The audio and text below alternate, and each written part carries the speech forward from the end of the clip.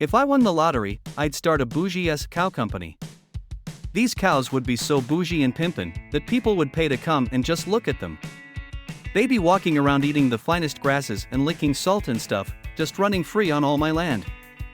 Every once in a while, they'd get milked if they're into it. The cows would have to walk up to the designated milking stations and choose to be milked, wearing their pimp-ass cow vests and getting massaged. The milk would sell for $100 a bottle and go to cow-related charities. It would taste like whatever they eat, probably pussy, cause these cows be so dripping with swag that they fuck whenever they want. All the lady cows would be thirsty as fuck for these bougie-ass smooth motherfuckers. They'd have cow art to look at, and big screen TVs and cow music. If they wander into the cow music area to listen to it, it would be Omo and shit. I think I have hallucinations. First of all, I got to say I don't speak English well and Ida my first time on Reddit, so I may have put this in the wrong group. Let's start by saying that it sounds like a lie, but I swear to you that's what happened to me anyway. So at 4 am, it's 5:30 am where I am, I tried to go to sleep, but suddenly after I tried to sleep I started hearing loud voices like two speakers and each one stuck to each ear. But that's not the scary part. Also, I experienced such vibrations all over my body, as if I was in an amusement park facility. Not exactly, but the closest thing I can think of. My body was shaking at a really high rate and I felt almost unable to move. Because of it, I could move, but it was hard. I got myself out of this, and then I waited a few minutes until I will try again to sleep, but something similar happened and I don't remember exactly what, but this time it was very much based on my private life. I saw shadows of people and heard voices that were from my friends, and then I was able to free myself from it. From there it happened again, about the same thing, only a little more scary. Then I decided to relax my head a bit, change the pillow and watch videos of cute animals on TikTok to calm down. It didn't help, and the last time it happened was absolutely horrible. I was shaking at a crazy rate. I had pain all over my body as if I was being beaten. There were loud voices, including people I know yelling at me, and more things I didn't understand. Shadowbox people moving on the ceiling of people and sounds of laughter in the background, and then I decided to write all this here. I must point out that this is the first time this has happened to me, and as far as I know I do not have any mental illness and never had. My mental state is good and I eat and drink as usual. What to do? My girlfriend is too hot, and I keep busting immediately. I'm super depressed right now. I can't satisfy my girlfriend. It always just ends in barely putting it in, and then I panic and fluids go everywhere, and I'm apologizing like some kind of gardener tending to plants, while the real men fuck the girls inside the nice house after they're all done playing tennis. I have tennis elbow now, so I don't play with them anymore. Also, they got tired of me coming right away and ruining fabrics. I know I'm better than most of you already, but I just wondered if there isn't something more out there for me, like I don't know if I can keep this to myself anymore. My neighbor Stippleton had always been known as the town creep and was avoided when possible. He was a fat, tall, over-drinker with fragile frame and crazy mental state. His friends saw him as a nutcase. Once, he had even jumped into a river and saved a rat. That's the sort of man he was. Neighbor Stippleton walked over to the window and reflected on his cold surroundings. The overcast teased like crawling rats. Then he saw something in the distance, or rather someone. It was the figure of me. I had a tall frame and dirty hands from working on my truck battery that had died. Stippleton jumped. He was not prepared for me. As Stippleton stepped outside and I came closer, he could see the repulsive smile on his face. "Is there any way I could get a jump to start my car?" I asked. He slammed his fist against my face, with the force of a much bigger man. "I want to be left alone," he yelled at me. I looked back, even more dazed and still fingering the sharp knife in my pocket. "I hear you," I replied. We looked at each other to see what the other would do. Stippleton regarded my tall frame and dirty hands. He held out his hand. "Let's not fight," he whispered, gently. "Heck no," I shouted. "Please," begged Stippleton with an evil-looking smile. I looked his bloody knuckles, his body was at the ready like a mountain lion ready to pounce.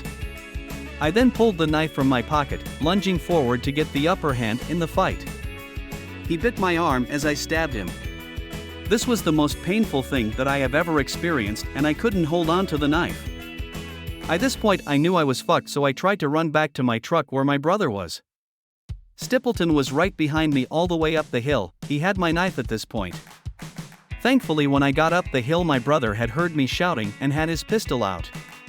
I raced to the truck and my brother put a controlled pair into Stapleton's chest. We immediately got into the truck and locked the doors. My brother called the police and officers came soon after to help us.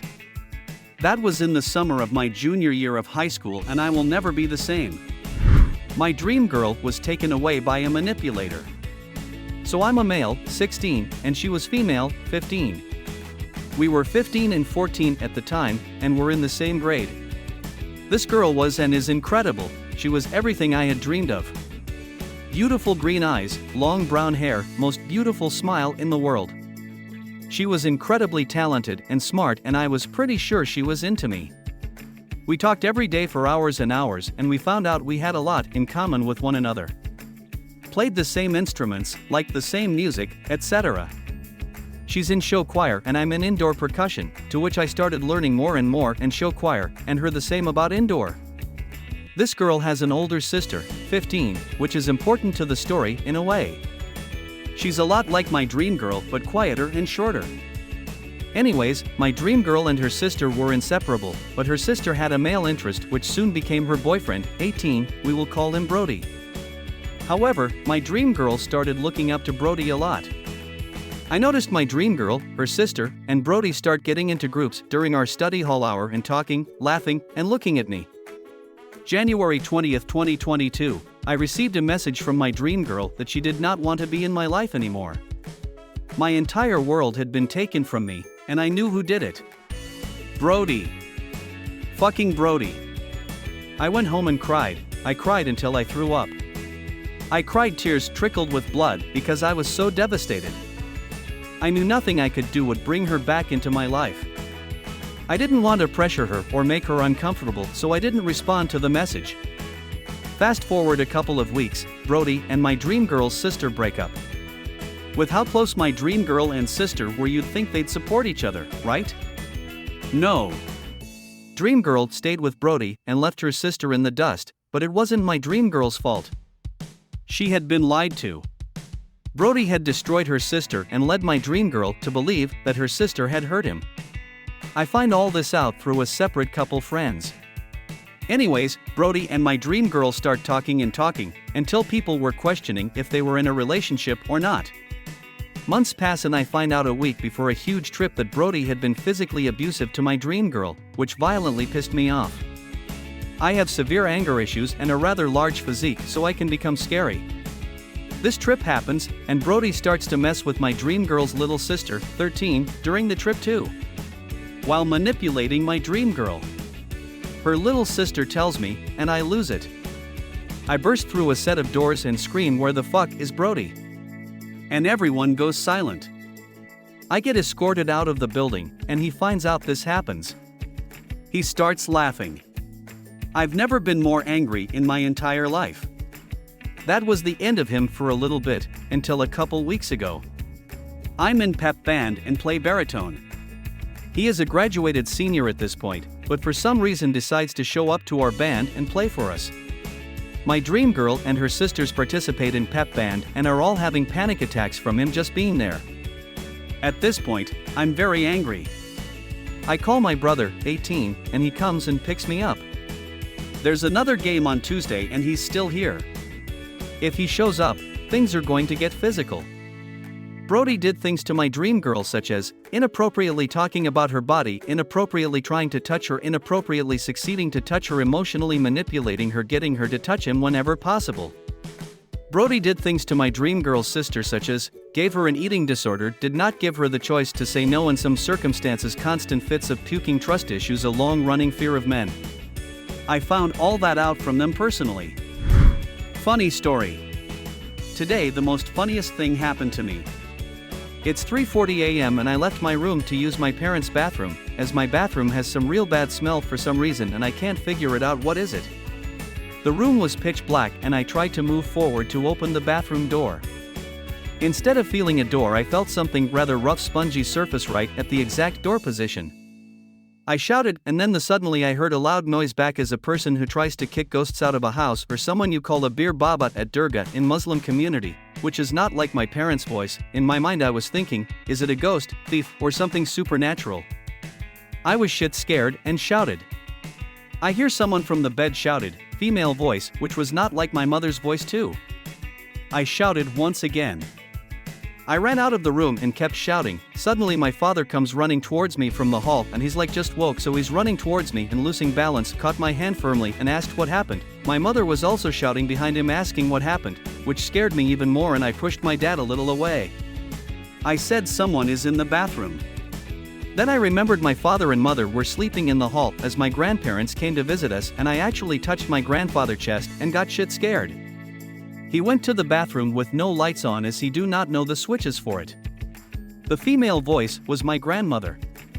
Both their voices got me shit scared. I never imagined old people screaming would be so terrifying. I feel sorry for scaring everyone, and my grandfather was feeling sorry as he scared me, even though I'm at fault here. I went into my brother's toilet and genuinely laughed so hard as I was itching for some scary moments in my life to escape from routine boredom. All the scary movies I was watching weren't scary enough, or the environment while I was watching something scary was too lively and happy. This is the most scariest moment I have had this year. Look at it, it's 4 a.m., Deck 31, 2022. I am blessed to have a beautiful family, and I am genuinely happy. Thanks for listening. If you like the video, click like button and subscribe.